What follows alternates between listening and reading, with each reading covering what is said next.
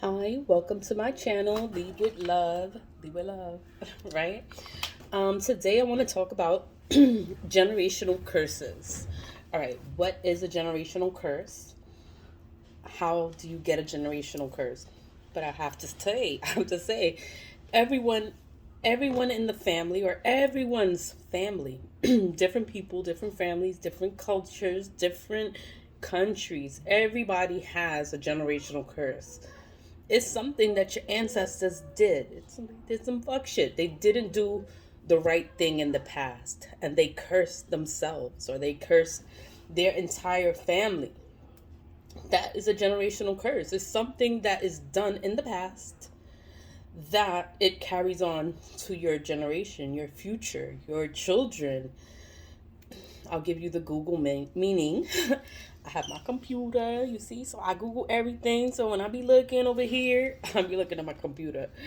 What is a generational curse? According to the gospel, generational curse is the effect on a person of things that the ancestors did. It's something that your ancestors did, some fuck shit, and now you got to pay for it. Something they believed or they practiced in the past. Everybody practice black magic. So then you grow up into black magic because that's what everybody does. So then that's what you was taught to do, black magic. So whatever.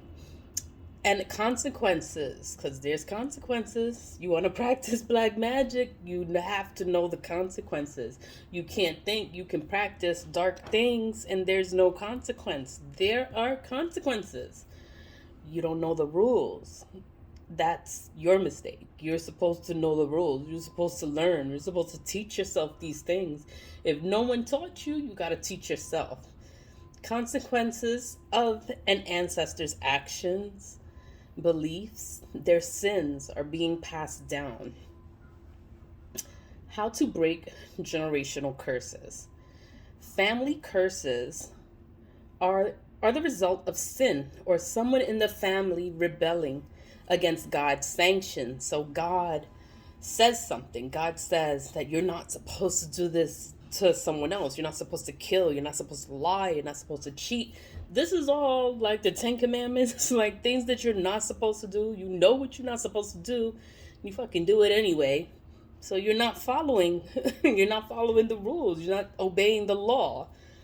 The spiritual laws, universal laws. There are universal laws, but we're talking about generational curses. These violations bring curses down the family tree because of inequity. You're not obeying. Family curses come on families because of sin and disobedience on the word to the word of God. So you have to you don't want to believe in God, you don't want to listen. You think you're all powerful. Nobody is powerful than God. God is the most high. You say the most high, people say the most high. The most high is God. But nobody listens. And they end up learning lessons. They end up learning life lessons the hard way.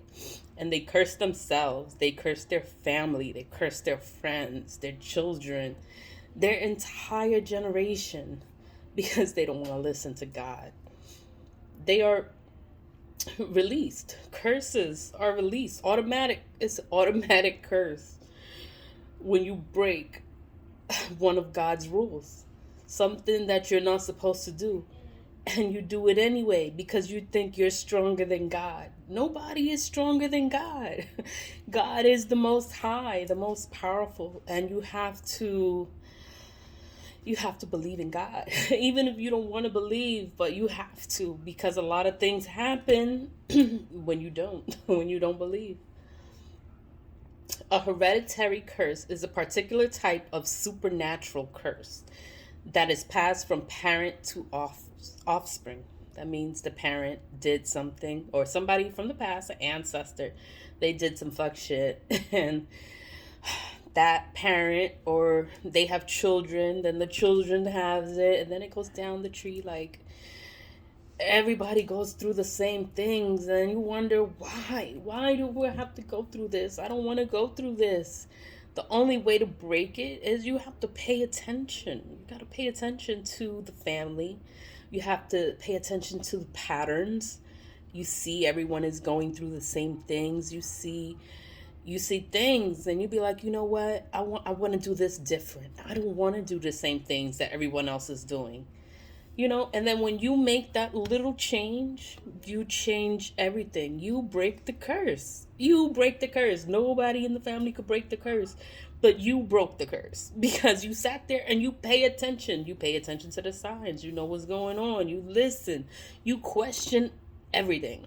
There's a reason for everything. They want to tell you one thing, you question it. Like, you don't have to listen. You don't have to listen. You question it. Why? Why is this happening? Why is this happening? My family would say it's a curse. Our family's cursed. I'm like, our family's cursed? What do you mean? And then I had to sit there and figure it out because nobody's going to tell you anything. They're going to want you to just figure it out. And then when you figure it out, they're going to be like, "Oh, I know. Why didn't you tell me?" They just don't tell you. You have to figure shit out on your own. That's the only way to break it. The only way to break it is to not continue the patterns. You have to use your common sense and you have to pay attention. You pay attention to everything and you have to do things differently. You don't have to follow the family. You don't have to do everything that they did. Like, it's not always the right thing to do.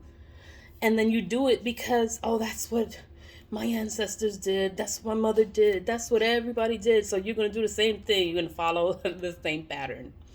No, you break that pattern and you do something different. And that's how you break your curse. That's how you break your family curse, is by changing.